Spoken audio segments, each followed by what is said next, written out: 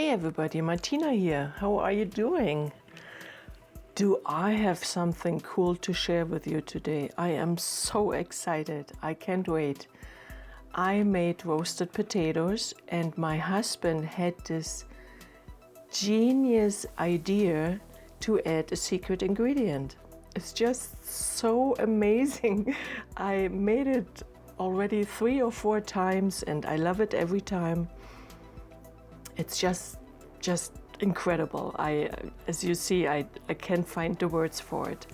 So here it is. Roasted potatoes. You use any potatoes you want. You wash them, you cut them you peel them if necessary. These ones are organic potatoes.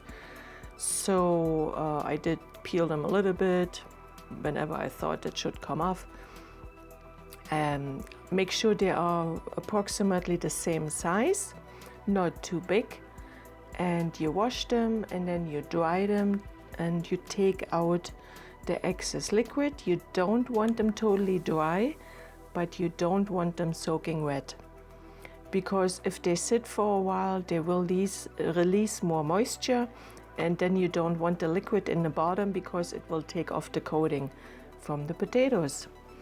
So here I take as much water out as I can. It's super easy to do.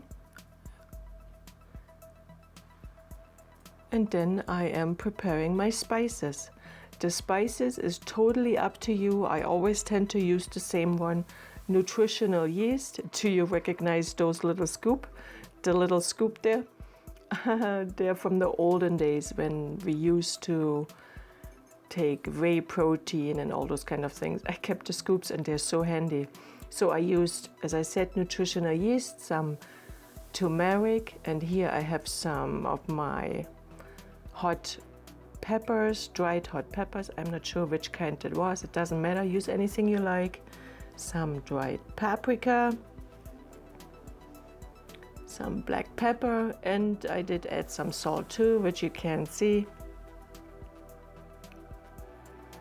A little bit salt on roasted potatoes makes a difference.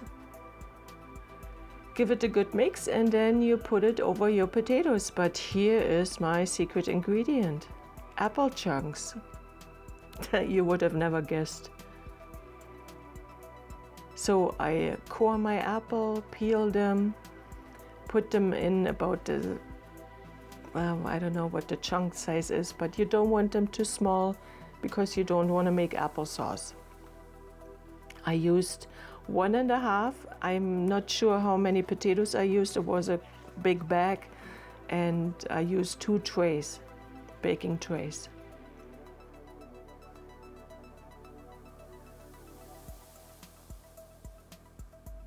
One and a half, the other half for me for snacking.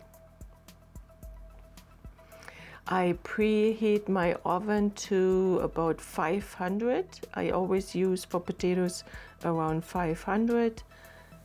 I bake them for about 20 minutes. Then I check them with a fork, and if necessary, I turn them to broil for a few minutes. Put it on my baking sheet here. First you mix it all up, and then you shake it. These potatoes I used in combination with the soup I made. I was too lazy to make my own soup. So I am lucky that I have a friend who makes dried soups. Souptime.ca. Al, thank you so much for your generous donation. He gave me a whole bunch of soups and they're incredible. So this time I used the French lentil soup.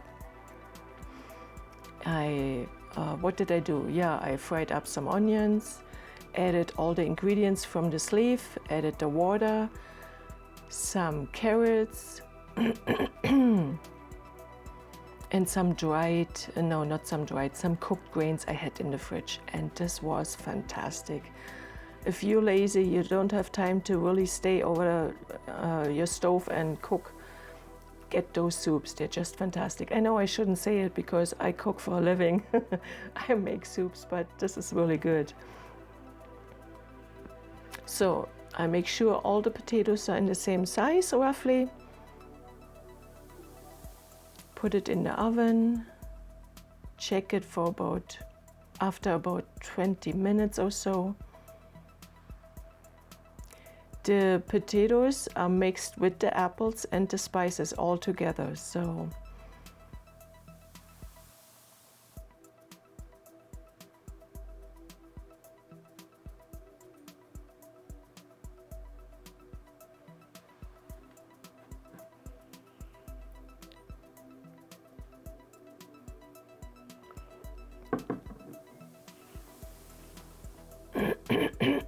I have a scratchy throat today. There you go. This looks so good and it tastes so fantastic. I put it on a plate and the soup right in the middle. The soup is so nice and thick. It just works incredibly good.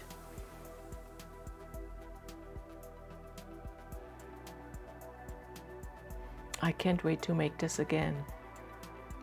I hope you like it. Let me know what you think. It's a crazy idea, I know. And try it out. Don't forget to like this video, share it with your friends, make a comment underneath. I really appreciate it. And I'm gonna see you in a week again, hopefully. I was pretty lazy over the summer. I worked so much on other things. And have a great week. Take care of yourself. Until then, cheers.